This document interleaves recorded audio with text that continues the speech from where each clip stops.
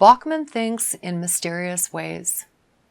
On the 22nd of March, God took the day off from ignoring starving children and inflicting gay people with punishing diseases to slaughter 31 people and to wound 250 more by sending Islamic terrorists to Brussels because he was angry with President Obama for opening Cuba rather than staying home to attend AIPAC's annual pro-Israel meeting.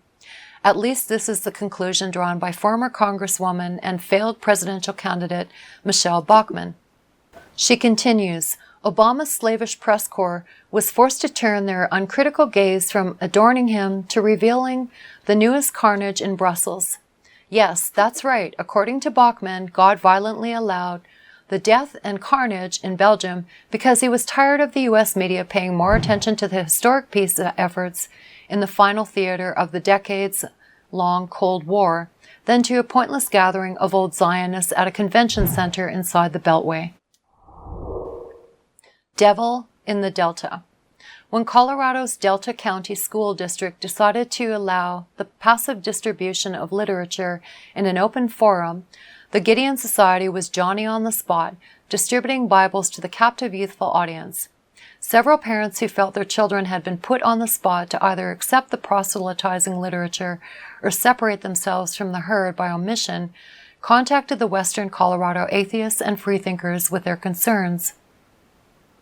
This led to a series of events which culminated in a letter from the Freedom from Religion Foundation warning of possible legal action if the district refused to either stop the program in which the Bibles were distributed or agree to allow equal access to atheist and other groups, including the Satanic Temple. The district went back and forth considering both options as well as the possibility of battling the FFRF in court. However, ultimately reason won out, and the Satanic Temple's literature was distributed to the district's children, who chose to accept it for the first time on April Fool's Day of this year. This is some consolation, although a true win for the FFRF would have been a cessation of all forms of proselytizing on school grounds. Complaining to the highest. Civil Rights in Public Education, or CRIPE, has initiated a complaint to the Ontario Human Rights Tribunal. In the application entitled Sorgini versus St. Teresa's Catholic High School, Simcoe Muskoka Catholic School Board, and the Ontario Catholic School Trustees Association, Claudia Sorgini, a non-Catholic former secondary student, is seeking remedies for the negative treatment she experienced after requesting an exemption from participation in her high school's religion courses and religious activities. Under Section 42 of the Ontario Education Act, Catholic schools are required to grant such an exemption upon receiving a request in writing. It is the applicant's position that the Code also guarantees her the right to be free from the imposition of Roman Catholic teachings and practices, as a student who does not personally identify as a member of the Roman Catholic faith. Most importantly, Ms. Sorgini seeks systemic remedies, including province-wide changes to the policies and practices of Catholic school boards surrounding requests for religious exemptions.